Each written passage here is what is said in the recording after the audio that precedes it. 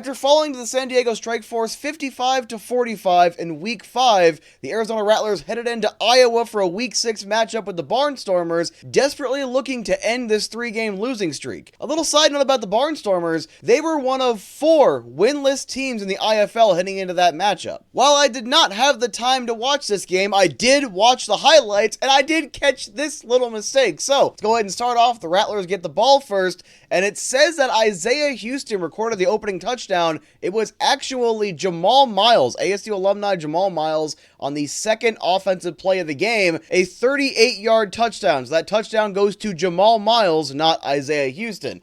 Anyway, Quentin Williams, a 23-yard touchdown about 4 minutes later, tying it up at 7. The Rattlers, Shannon Brooks, a 2-yard rushing touchdown, 14-7 Rattlers. They get the ball back. It was 6 minutes, 55 seconds to go in the second quarter. Shannon Brooks, another rushing touchdown, this one being for 1 yard, 21-7, and the Arizona Rattlers have a very comfortable lead. Then with 54 seconds to go in the first half, Garrett Kettle, a 9-yard rushing touchdown, all Rattlers in the first half pretty much, 28-7, before Quentin Williams records a touchdown with just 3 seconds to go. Point after was no good. It was blocked by the Arizona Rattlers, 28-13 at halftime. The Rattlers are on a 3-game losing streak. They have a 15-point lead at halftime against a winless Iowa Barnstormers team. You had to imagine Iowa was not going to just simply lie down here, and they didn't. Just a couple of minutes into the second half, Trey Long, a 16-yard touchdown. It's 28-20. We are technically back within 1 score. Shannon Brooks, a 9-yard reception, 9:55 to go in the third quarter, scoring a touchdown and making it 35-20. The Rattlers just extending that lead right back. Rob Washington, a 1-yard rushing touchdown with 4:40 to go in the third quarter, making it 35-27. The Rattlers answer right back. Jamal Miles, a 13-yard reception, making it 42-27. Iowa answers right back. They score back-to-back touchdowns. Darren Wilson and Kyle King making it 42-40, bringing themselves right back in this game before Shannon Brooks, a 46-yard rushing touchdown with 5 minutes and 13 seconds to go to make it 49-40. Then with 1 minute and 35 seconds to go, after a missed tackle by Theo Majette, Kyle King, a 5-yard rushing touchdown, bringing your final score to 49-47. The Arizona Rattlers hang on to a 2-point lead. They do leave Iowa with a win, improving to 2-3 on the season and snapping that 3-game losing streak. However, surrendering 20 points in the fourth quarter to a winless team is not a great look. This Arizona Rattlers defense in every single game this season has surrendered 40 or more points, and since their Week 1 win against Northern Arizona, they've surrendered, I think, 41 or 42 points per game. It's only 1 or 2 point difference, but the scoring was tied in both the first and third quarter, being 7-all and 14-all respectively. The Rattlers outscored Iowa 21-6 in the second.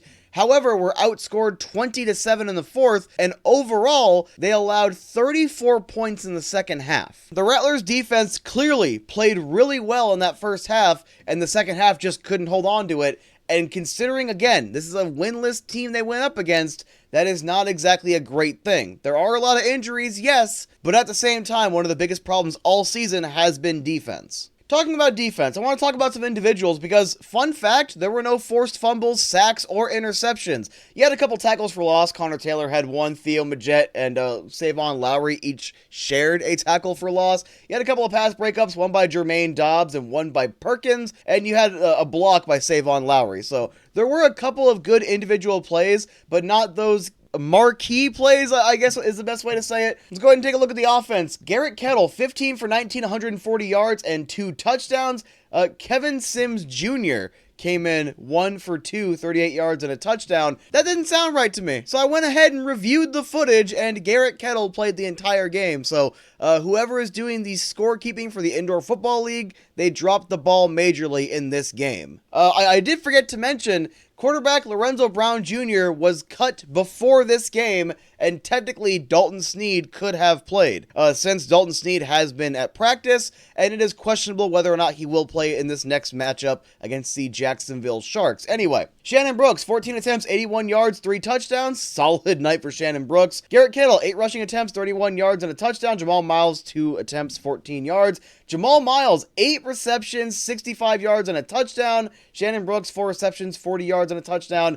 It does say Isaiah Houston has 1 reception, 38 yards and a touchdown. That was Jamal Miles, so I am going to assume that Jamal Miles should have that second touchdown right there. When I watched the highlights, it showed Jamal Miles scoring 2 touchdowns, so I am a little confused on that ruling there. I'm actually going to pull a ref here, so I did just want to double check one more time watching the actual playback of the footage, watching both of these touchdowns. It was not Isaiah Houston. These were both Jamal Miles, and the official scorekeepers for the IFL did not get this correct. It is Jamal Miles who had 2 touchdowns. Those additional 38 yards go to Jamal Miles. Watching the footage, Isaiah Houston wasn't in the game. Isaiah Houston has been injured for, I think, 2 weeks now. That needs to be addressed. It's one of those things where the IFL, technically speaking, Isaiah Houston had recorded a touchdown, though to my knowledge, he did not play in that game. But little inaccuracies like this are annoying. That's why I'm going to put in the work to make sure I double check stuff for you. Anyway, Kobe Smith, 2 receptions, 22 yards,